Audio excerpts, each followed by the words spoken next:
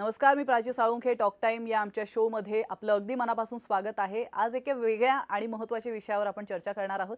आजचा आपला विषय आहे गुडघेदुखी, समस्या आणि उपचार. आणि या विषयावर मार्गदर्शन करण्यासाठी आज आपल्यासोबत आहे जॉइंट रिप्लेसमेंट सर्जन आणि trauma surgeon doctor Neelkanth Madhukar Dhamanskar. Sir, कार्यक्रमात आपलं खूप खूप मनापासून स्वागत आहे. नमस्कार. कार्यक्रमाला सुरुवात करण्याआधी आपण सरांची थोडक्यात ओळख करून घेऊया. डॉक्टर नीलकंठ धामणसकर मुंबईच्या ग्लोबल हॉस्पिटल, वॉकहार्ड हॉस्पिटल आणि धन्वंतरी हॉस्पिटलमध्ये जॉइंट रिप्लेसमेंट सर्जन आणि ट्रॉमा सर्जन म्हणून कार्यरत आहेत. Knee replacement, revision, knee replacement आणि गुंतागुंतीची फ्रॅक्चर सर्जरी यात त्यांनी विशेष प्रावीण्य मिळवलंय. सोबतच 1995 मध्ये केएम हॉस्पिटलमधून अस्थिभंग शस्त्रक्रियेत त्यांनी एमएस केलाय. त्यानंतर त्यांनी जॉइंट रिप्लेसमेंटच्या ट्रेनिंगसाठी इंग्लंडच्या रॉयल कॉलेज आणि ऑफ सर्जरीने त्यांना 3 वर्षांसाठी इंग्लंडला बोलावलं होतं. 2001 मध्ये इंग्लंडहून परत आल्यावर गेले 21 वर्षे ते मुंबईत प्रॅक्टिस करतायत. अतिशय महत्त्वाचा विषय आहे सर आज, आणि अगदी जनसामान्यांना पडणारा हा महत्त्वाचा आणि बेसिक प्रश्न मी तुम्हाला विचारते. गुडघे नेमके का दुखतात आणि त्याची कारणं नेमकी काय आहेत? गुडघेदुखीची अनेक कारणे आहेत. सर्वात आपण डिव्हाइड करू शकतो तरुणांमध्ये आणि वयस्कर लोकांमध्ये. तरुणांमध्ये गुडघेदुखी ही मुख्यत्वे दुखापतीने होते. स्पोर्ट्समध्ये किंवा ऍक्सिडेंटमुळे त्यांना गुडघ्याला मार लागल्यामुळे गुडघेदुखी होते. तर वयस्कर लोकांमध्ये गुडघेदुखीचं मुख्य कारण हे वयपरत्वे झालेली झीज असते. आपले साधारणपणे 50 वर्षानंतर गुडघे झिजायला लागतात. काहींची झीज ही लवकर होते, साधारण 40 वर्षापासूनच होते, तर काही लोकांचे 80 वर्षापर्यंत पण गुडघे ठणठणीत राहतात. आता गुडघे नेमके का दुखतात हे समजण्यासाठी आपण गुडघ्याची रचना जर समजली तर सोपंच आहे. बिलकुल. गुडघा हा मांडीच्या आणि पायाच्या हाडामध्ये बसलेला असतो. त्या हाडावरती एक प्रकारचं अतिशय गुळगुळीत आवरण असतं, त्याला कार्टिलेज म्हणतात. या आवरणामुळे आपल्या गुडघ्याची हालचाल ही सुलभ आणि सुरळीत होते. आपल्याला चालताना, चढता उतरताना कधीही जाणीव सुद्धा होत नाही की आपल्या गुडघ्यामध्ये काही हाडं हलतायत. पण जसं आपलं वय वाढतं तसं हे आवरण थोडंसं त्याला छिद्र जायला जातात, त्याला कधी कधी छेद पडतात आणि ते खडबडीत होतं. कधी कधी इंजुरीने म्हणजे मारामुळे त्यांना छेद पडतो आणि अशा वेळी गुडघा खडबडीत, आतलं आवरण खडबडीत झाल्यामुळे आतमध्ये घर्षण सुरू होतं. घर्षण झालं की गुडघ्यामध्ये सूज येते, पाणी जमायला लागतं. त्यामुळे गुडघ्याच्या आतील भागावर दाब पडतो आणि गुडघा आपल्याला घट्ट जाणवायला लागतो. पाय दुमडता येत नाही, चढता उतरताना त्रास होतो, मांडी घालताना त्रास होतो आणि अशा रीतीने गुडघेदुखी सुरू होते आणि ती कधी कधी मग पोटरीत किंवा मांडीमध्ये पसरू शकते. सर, आपल्या समाजात गुडघेदुखी एवढी नेमकी का वाढली आहे? अगदी तरुणांनाही आता गुडघेदुखीचा त्रास होताना आपल्याला पाहायला मिळतो. तर त्यामागची नेमकी कारणं काय आहेत? तुम्ही म्हणताय ते खरंय. हल्ली आपल्या समाजात गुडघेदुखीचं प्रमाण खूप वाढलं. म्हणजे जेव्हा मी 1991 मध्ये केएम मध्ये अस्थिभंग विभाग जॉईन केला शिक्षणासाठी, प्रशिक्षणासाठी, त्यावेळी जेवढी गुडघेदुखी होती त्याच्यापेक्षा आता गुडघेदुखी जवळजवळ तिप्पट ते चौपटीने वाढली. नुसतेच वयस्कर लोक म्हणजे 60 पेक्षा जास्त असणाऱ्या लोक पण गुडघ्यांनी जास्त प्रमाणात आमच्या क्लिनिकमध्ये येतात. पण एवढंच नव्हे, तर तरुण मुलं सुद्धा म्हणजे 30-35 वर्षाची मुलं सुद्धा गुडघेदुखी घेऊन आमच्याकडे येतात. आणि बिलकुल. हे खरं चिंताजनक आहे की त्यांना एवढ्या लवकर गुडघेदुखी का सुरू होते आणि एवढ्या अनेक लोकांना का गुडघेदुखी लागते. याची मुख्य म्हणजे 3 कारणे. सर्वात महत्वाचं कारण म्हणजे भारतीय माणसाचं वाढलेलं आयुष्यमान. आपलं आयुष्यमान जे सरासरी 60 ते 65 होतं ते आता वाढल्यामुळे साधारण साहजिकच वाढत्या आयुष्यमानाबरोबर त्याबरोबर येणाऱ्या समस्यांनी आपल्याला तोंड द्यावं लागतं. आता हे काय आपल्याला टाळता येणार नाही. पुढची 2 जी कारणं आहेत म्हणजे आपलं बदललेलं जीवनशैली. तुम्हाला आठवत असेल एकेकाळी आपण चालत जास्त जायचो. शाळेत, कॉलेजमध्ये, बिलकुल. कामावर जाताना लोक चालायची, सायकलीने जायची. आता तुम्ही बघाल तर सर्रास अगदी छोट्या अंतरासाठी सुद्धा आपण टू व्हीलर वापरतो, गाडी वापरतो. त्यामुळे चालणं फिरणं कमी झालं, व्यायाम कमी झाला, हाडात ठिसूळता वाढते, स्नायू कमकुवत व्हायला सुरुवात होते. आणि तिसरी महत्वाची गोष्ट म्हणजे आपला आहार. आपल्या आहारात आपण जास्त प्रमाणात कॅलरीज खातो. साखर, तेल, तूप, चीज हे जास्त खाल्ल्यामुळे स्थूलता वाढली. बिलकुल. गेल्या 20 वर्षामध्ये भारतीय लोकांमध्ये स्थूलतेचं प्रमाण खूप वाढलं. त्यामुळे साहजिकचपणे स्थूलता वाढली आणि आपले स्नायू कमकुवत झाले, हाडं ठिसूळ झाली की गुडघ्याची झीज सुरू होते. तर आम्ही म्हणतो ना नेहमी की prevention is better than cure. बिलकुल. सो प्रिव्हेन्शन म्हणजे काय करता येईल हे अगदी सोपं आहे. म्हणजे जर तुम्ही तरुणपणीच व्यायाम सुरू केला, म्हणजे तरुण व्यायामशाळेत जाऊ शकतात, व्यायाम करू शकतात. पण वयस्कर लोकांना सुद्धा व्यायाम करणं फारसं कठीण नाहीये. मी म्हणत नाही व्यायामशाळेत जा, पण साधं तुम्ही चाललात, साधारण एक 30 मिनिटं जरी रोजचा चालण्याचा व्यायाम असेल तरी सुद्धा तो पुरेसा असतो. कारण एवढ्या स्टिम्युलसने सुद्धा हाडामध्ये कॅल्शियमचं डिपॉझिशन चांगलं होतं हाडं मजबूत होतात, स्नायूला व्यायाम मिळतो, स्नायू बळकट होतात. जेवढे बळकट होतात तेवढे ते आपलं वजन पेलू शकतात. आणि दुसरी महत्वाची गोष्ट आपण अतिशय सोपी करू शकतो ते म्हणजे समतोल आहार. आपण जर आपला आहार बदलला, ज्या आहारामध्ये कॅल्शियम जास्त आहे म्हणजे दुग्धजन्य पदार्थ, मग तुम्ही फॅट फ्री दूध घ्या किंवा नाचणी घ्या किंवा जे लोक मांसाहारी आहेत ते मटण, मासे, चिकन खाऊ शकले तर त्याच्यामध्ये त्यांना कॅल्शियम जास्त मिळतं. ज्या आहारात आपल्याला फायबर जास्त मिळतात म्हणजे काय तर हिरव्या पालेभाज्या, जीवनसत्व जास्त मिळतात, फळभाज्या किंवा प्रथिन म्हणजे डाळी खाल्ली तर ह्या गोष्टींमुळे आपल्या आहारामुळे आपलं स्थूलता कमी राहते. स्थूलता कमी झाली, व्यायामाने स्नायू बळकट झाले की साहजिकच आपले गुडघे कमी झिजतील आणि आपल्याला गुडघेदुखीला कमी सामोरं जावं लागेल. बिलकुल. डॉक्टर, गुडघेदुखी तपासणी कशी केली जाते आणि त्यासाठी काही चाचण्या कराव्या लागतात का? जेव्हा एखादी व्यक्ती गुडघेदुखी घेऊन आमच्याकडे येते, तेव्हा आम्ही त्यांच्या गुडघ्यांची क्लिनिकमध्ये तपासतो, बघतो त्या गुडघ्याला सूज आली आहे का? सूज कुठे आली आहे? गुडघ्यात पाणी आहे का? ते किती प्रमाणात आहे? कारण नॉर्मली सुद्धा गुडघ्यामध्ये 1 ते 4 मिलीलिटर एवढं पाणी असतं आणि हे वंगण म्हणून वापरलं जातं. हं, हं. तर हे पाण्याचं प्रमाण किती वाढलंय? आतले लिगामेंट्स कसे आहेत? लिगामेंट्स ताणले गेले आहेत का? झिजले आहेत का? आतल्या उशा फाटल्या आहेत का? हे बघितलं जातं. आता हे झाले किती हालचाल किती आहे ती बघितली जाते. ही क्लिनिकल एक्झामिनेशन. पण आम्हाला उपचार करण्यासाठी अचूक निदान करणं हे खूप गरजेचं असतं. हं, हं. त्यासाठी कधी-कधी तुम्ही म्हणाल्याप्रमाणे आम्ही चाचण्या करतो. सर्वात महत्त्वाचं तपास आम्ही करतो तो एक्स-रे. ओके. एक्स-रेमध्ये आम्हाला दिसतं की हाडामध्ये फ्रॅक्चर आहे का? हाडामध्ये बाक आहे का? हाडाची झीज झाली आहे का? हे 2 हाडांच्या मधलं अंतर किती आहे हे बघितलं जातं. त्याच्यामुळे आम्हाला कळतं की झीज ही सौम्य आहे, मध्यम आहे की तीव्र आहे आणि त्याप्रमाणे आम्हाला पुढची उपाययोजना करता येते. बिलकुल. दुसरी गोष्ट कधी-कधी लिगामेंट तुटलेले असतात. मग ते एक्स-रेमध्ये दिसत नाही. मग त्यासाठी आम्ही एम-आर-आय करतो. हं, हं. किंवा एखाद्याला जर काही कॉम्प्लेक्स फ्रॅक्चर असेल, तर ते फ्रॅक्चर आम्हाला हाडाने पकडण्यासाठी म्हणजे ट्रीटमेंट देण्यासाठी आम्ही त्याचं 3D सीटी स्कॅन करतो. बिलकुल. जेव्हा कधी-कधी गुडघ्याला सूज खूप कालावधीसाठी असते आणि आम्हाला त्याचं ठराविक कारण कळत नाही. मग त्यावेळी आम्ही रक्ताचे रिपोर्ट करतो. रक्तामध्ये आम्ही सफेद पेशी किती आहेत ते बघतो. रुमॅटॉइड आर्थरायटिस आहे का? गाऊट आहे का? किंवा टीबी सारखी काही लागण आहे का? हे बघितलं जातं. सो ते रक्ताचं बघतो. कधी-कधी आम्ही गुडघ्यातलं पाणी सुद्धा काढतो. हाडाचा एक स्नायूचा एखादा तुकडा आतमधनं काढून तो तपासायला पाठवला. त्याला बायोप्सी म्हणतात. सायनोव्हेल बायोप्सी. ओके. सो ह्या प्रकारामुळे आम्ही एक प्रकारचं निर्णय घेतो, की कुठल्या प्रकारचा मेडिकल प्रॉब्लेम त्या गुडघ्यामध्ये आहे आणि त्याला कुठल्या प्रकारची उपाययोजना आता आम्हाला करावी लागेल. बिलकुल. डॉक्टर, तुम्ही गुडघेदुखीसाठी नेमके काय उपचार करता? सुरुवातीला जेव्हा गुडघेदुखी घेऊन एखादी व्यक्ती आमच्या क्लिनिकमध्ये येते, तेव्हा हं. सुरुवातीला आम्ही त्यांना आराम करायला सांगतो. गुडघ्याला सूज आलेली असते. आम्ही सांगतो जास्त गुडघा दुमडू नका. हं. मांडी घालून बसणं, खाली जमिनीवर बसून कामं करण्याला आम्ही सांगतो काही दिवसांसाठी रजा द्या. चालू शकतो पेशंट, पण चढ-उतार करणं कमी टाळावं, कारण त्यामुळे गुडघ्यांना जास्त सूज येत असते. हं, हं. मसाज करणं टाळावं. जोरात कधी मसाज करू नये.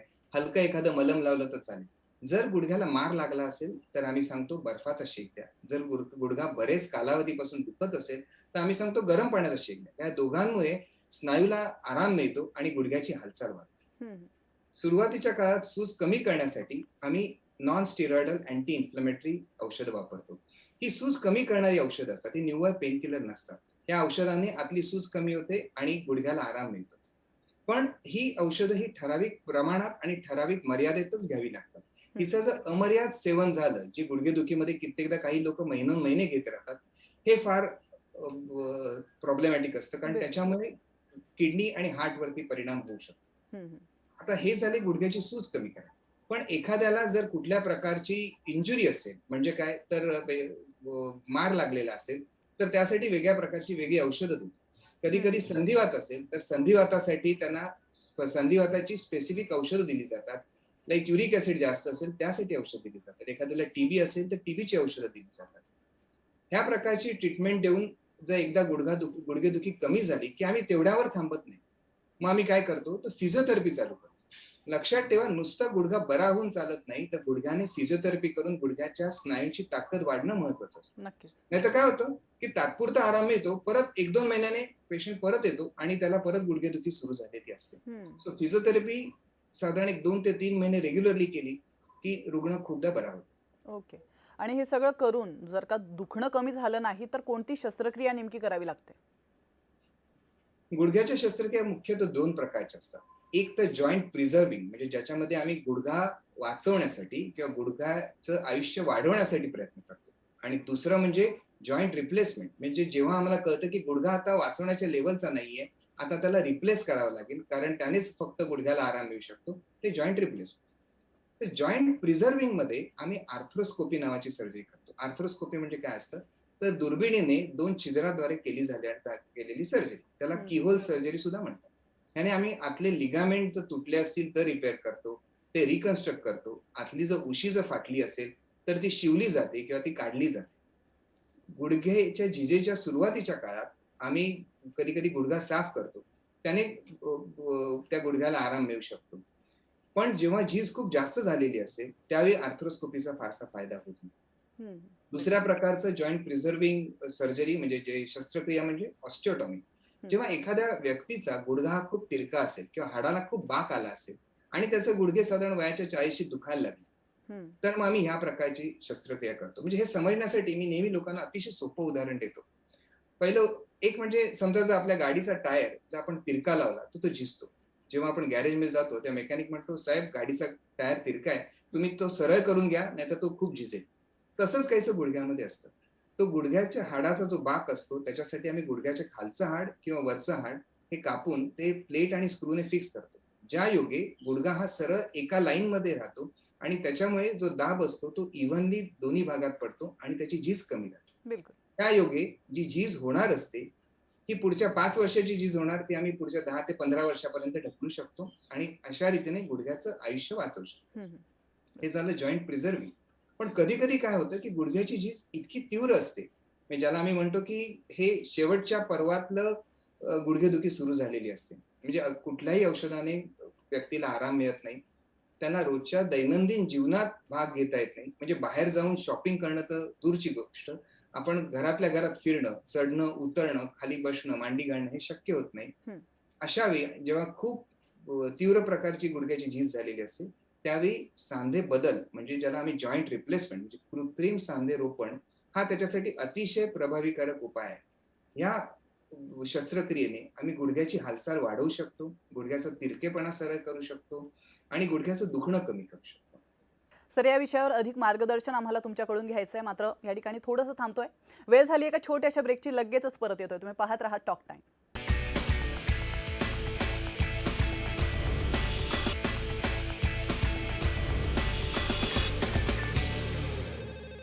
ब्रेक नंतर टॉक टाइम मध्ये पुन्हा एकदा आपलं स्वागत आहे. आज एका महत्त्वाच्या विषयावर आपण चर्चा करतोय, गुडघेदुखी समस्या आणि उपचार. या विषयावर आपली चर्चा सुरू आहे आणि या विषयावर मार्गदर्शन करण्यासाठी आपल्या सोबत आहे जॉईंट रिप्लेसमेंट सर्जन आणि trauma surgeon doctor Neelkanth Madhukar Dhamanskar. Doctor, joint replacement बद्दल लोकांच्या मनात अनेक समजुती आणि गैरसमजुती आहेत. ही शस्त्रक्रिया यशस्वी होते का? एवढ्या मोठ्या शस्त्रक्रियेचा मला फायदा होईल का? असे अनेक प्रश्न त्यांना पडतात. त्याबद्दल तुम्ही काय सांगाल? सर्वात महत्वाचा प्रश्न लोकांच्या मनात असतो की ही शस्त्रक्रिया यशस्वी आहे का? म्हणजे नेहमी ते आम्हाला तेच विचारतात. आमच्या भाषेत आम्ही म्हणतो की ऑर्थोपेडिक क्षेत्रात नी रिप्लेसमेंट ही अतिशय यशस्वी शस्त्रक्रिया मानली जाते. कारण आमच्या आकडेवारीप्रमाणे जवळजवळ 90 ते 95% लोक हे 15 वर्षापर्यंत त्यांचे गुडघे चांगले राहतात. काही लोकांचे गुडघे तर अगदी 20 ते 25 वर्षापर्यंत पण चांगले जातात. आता दुसरी गोष्ट असते की ही सेफ आहे का, म्हणजे सुरक्षित आहे का? तर ही सर्जरी आम्ही शस्त्रक्रिया आम्ही अगदी 70, 75, अगदी 80 वर्षाच्या व्यक्तीमध्ये पण करता येते. पण ती करण्याआधी आम्ही त्या व्यक्तीची संपूर्ण तपासणी करतो. त्यांचं हार्ट, किडनी, लंग, लिव्हर याची तपासणी होते. मग आमचे मेडिकल टीम जे एमडी डॉक्टर असतात आणि आमची अनेस्थेसिया टीम म्हणजे जे भूलतज्ञ असतात, या दोन्ही टीम पेशंटला ऍडमिट करण्यापूर्वी म्हणजे त्यांना हॉस्पिटलमध्ये दाखल करण्यापूर्वीच आम्ही त्याची तपासणी करतो आणि मग ते त्यांनी एकदा ग्रीन सिग्नल दिला की येस, या पेशंटसाठी तुम्ही हा सेफ आहे, ह्यांना ऑपरेशन करता येईल, की त्यांना मग ऑपरेशनसाठी हॉस्पिटलमध्ये दाखल करताय. आता यशस्वीता आणि सुरक्षितता ही दोन्ही गोष्टी काही 3 महत्वाच्या गोष्टींवर अवलंबून असतात. 3 गोष्टी या ऑपरेशनसाठी लागतात. एक म्हणजे ज्याचं जॉईंट रिप्लेसमेंट मध्ये चांगलं प्रशिक्षण झालंय असा कुशल आणि अनुभवी सर्जन. दुसरं सुसज्ज हॉस्पिटल, ज्यांच्याकडे चांगलं ऑपरेशन थिएटर आहे, ज्यांच्याकडे सांधे बदल करण्यासाठी अद्ययावत उपकरणं आहेत. आणि तिसरी महत्वाची गोष्ट म्हणजे चांगला प्रशिक्षित स्टाफ आहे की जो ऑपरेशनच्या वेळी ह्या ऑपरेशनला मदत करू शकतो. आणि ह्या जर तिन्ही गोष्टी जर असतील तर हे ऑपरेशन अतिशय सक्सेसफुल होतं. बिलकुल. सर तुम्ही आता मगाशी म्हणालात की 75 ते 80 वयोगटातील जे लोक आहेत ज्यांना जॉईंट रिप्लेसमेंट ही शस्त्रक्रिया करायची असते, तर अशा लोकांच्या काही चाचण्या तुम्ही करून घेता. तर या चाचण्यांमध्ये जर नेमक्या काही समस्या जाणवल्या, म्हणजे एखाद्या पेशंटला जर का हार्ट प्रॉब्लेम असेल, तर मग अशा वेळेला तुम्ही काय करता? पहिली गोष्ट म्हणजे मग तसं जर समजा फॉर धिस एक्झाम्पल जर हार्टचा प्रॉब्लेम असेल, तर हं, आम्ही कार्डिओलॉजिस्टचं ओपिनियन घेतो आणि त्यांना सांगतो, की हे ऑपरेशनसाठी हा पेशंट सेफ आहे का? किती आणि किती आहे?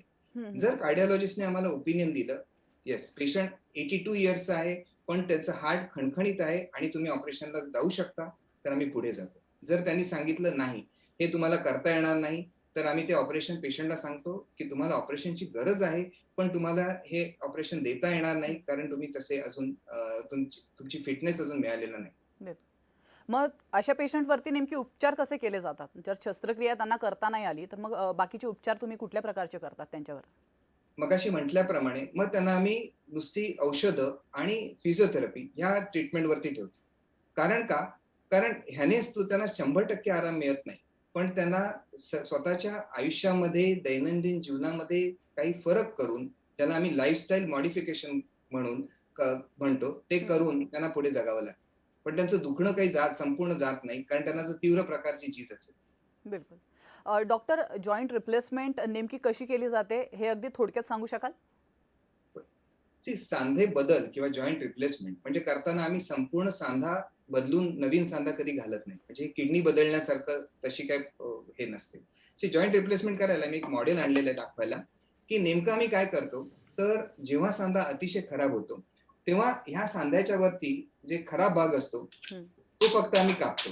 हा कापल्यामुळे ह्या जेव्हा कापला जातो, हं, त्याच्यावरती एक प्रकारचं वेगळं आवरण त्याच्यात बसवलं जातं आणि गुडघ्याच्या खालच्या बाजूला सुद्धा एक मेटलचं आवरण बसवलं जातं. ही दोन्ही धातूची आवरण असतात.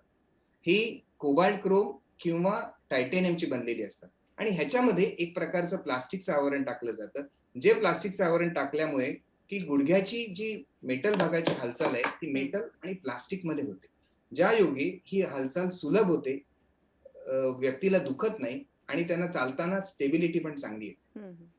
बिलकुल. डॉक्टर शस्त्रक्रियेसंबंधी तुम्ही रुग्णांना काही विशेष सल्ला देऊ शकाल? हा फार महत्वाचा प्रश्न आहे, की ही शस्त्रक्रिया ही वेळच्या वेळी करणंच महत्वाचं असतं. की कित्येकदा लोकांना आम्ही सांगतो, की तुमचा गुडघा खूप खराब झालाय. आता तुम्हाला ऑपरेशनची गरज आहे. पण हे केल्यानंतर सुद्धा कित्येकदा बोला. पेशंट घाबरतो. पेशंट म्हणतो, की एकतर यशस्वी होईल का? कधी-कधी त्यांचं पैशाची अडचण असते आणि शस्त्रक्रिया होत नाही.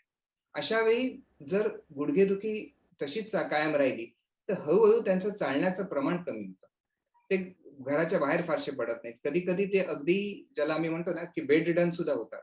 आणि अशा वेळी 4-5 वर्ष झाल्यानंतर त्यांचे नातेवाईक त्यांना व्हीलचेअरमधनं किंवा खुर्चीमधनं घेऊन येतात आणि त्यावेळी सांगतात, की डॉक्टर आता त्यांचा सांधा बदलून द्या, त्यांना अजिबात चालता येत नाही. आम्ही नेहमी म्हणतो, की अशी स्टेज येण्यापूर्वी तुम्ही ऑपरेशन करणं फार महत्वाचं असतं. कारण मी जरी तोच सांधा वापरला आणि दोन्ही पद्धतीत मीच ऑपरेशन करणार असलो, तर जर मी ऑपरेशन 5 वर्षापूर्वी केलं असतं, तर जो चांगला रिझल्ट मी देऊ शकलो असतो किंवा त्यांना जेवढा फायदा त्या सर्जरीने किंवा शस्त्रक्रियेने झाला असता, तेवढा हा 5 वर्षानंतर होत नाही. कारण 5 वर्षात चालणं-फिरणं कमी झाल्यामुळे, पेशंटची हालचाल कमी झाल्यामुळे, पेशंटचे स्नायू खराब होतात. तुम्ही कितीही चांगला सांधा घातला, तरी ते स्नायू पहिल्यासारखी हालचाल करून देत नाही. आणि मग रुग्णाला वाटायला लागतं, मी एवढं मोठं ऑपरेशन केलं, मी एवढा खर्च केला, पण मला पाहिजे तसा फायदा मिळाला नाही. आणि माझ्या शेजारची बाई बघा, तिचं ऑपरेशन केल्यानंतर ती 6 आठवड्याने अगदी चांगली चालत होती. सो हा प्रकार टाळण्यासाठी वेळच्या वेळी ऑपरेशन करणे फार महत्वाचं आहे. बिलकुल. आणि दुसरा सल्ला म्हणजे हे ऑपरेशन हे केल्यानंतर फिजिओथेरपी फार महत्वाची असते. काही प्रकारच्या ऑपरेशनमध्ये आम्हाला पेशंटचा सहभाग नाही लागत. म्हणजे आता कॅटरॅक्टमध्ये आपण एकदा जर आतमध्ये भिंग टाकलं, ऑपरेशन केल्यानंतर व्यक्तीला फक्त ड्रेसिंग काढल्यानंतर डोळ्यांनी बघायचं असतं. बरोबर? त्याच्या पलीकडे त्यांना फिजिओथेरपी नसते. पण हं, ह्या ऑपरेशनमध्ये तसं नसतं. सांधा बदलल्यानंतर जेव्हा जखमा ओल्या असतात, तेव्हाच आम्ही त्यांना व्यायाम करायला सुरुवात करायला करतो. म्हणजे सकाळी ऑपरेशन केलं, की संध्याकाळी आमची फिजिओथेरपी सुरू होते. हं. बहुतेक वेळा आम्ही संध्याकाळी व्यक्तीला चालवतो वॉकर घेऊन, कधी-कधी दुसऱ्या दिवशी चालवतो. पण हे चालवणं करताना गुडघ्याला दुखणं असतं. ते दुखणं कमी करण्यासाठी आम्ही उपाययोजना करतो. वेदनाशामक औषध असतात. पण तरी सुद्धा थोडंफार दुखणं राहतच आणि ते दुखणं असताना सुद्धा फिजिओथेरपी करणं फार महत्वाचं असतं. बिलकुल. जेव्हा पहिले 6 आठवडे शस्त्रक्रियेनंतर तुम्ही चांगली फिजिओथेरपी करता, तेव्हाच तुम्हाला त्या सांध्याचा चांगला उपयोग होऊ शकतो. सो ह्या 2 महत्त्वाच्या गोष्टी मी तुम्हाला सांगू इच्छितो. नक्कीच. खरं तर डॉक्टर अतिशय महत्त्वाचा विषय होता आजचा आपला गुडघेदुखी समस्या आणि उपचार आणि या विषयावर अतिशय छान पद्धतीने तुम्ही मार्गदर्शन केलंत. त्यातल्या त्यात तुम्ही वेळेत वेळ काढला आणि न्यूज 18 लोकमतला तुम्ही वेळ दिलीत. आमच्या प्रेक्षकांना तुम्ही आज मार्गदर्शन केलं त्याबद्दल तुमचे खूप खूप धन्यवाद. नमस्कार. आणि यासोबतच टॉक टाईममध्ये वेळ झाली इथंच थांबण्याची. मात्र तुम्ही कुठेच जाऊ नका. पाहत रहा न्यूज 18 लोकमत.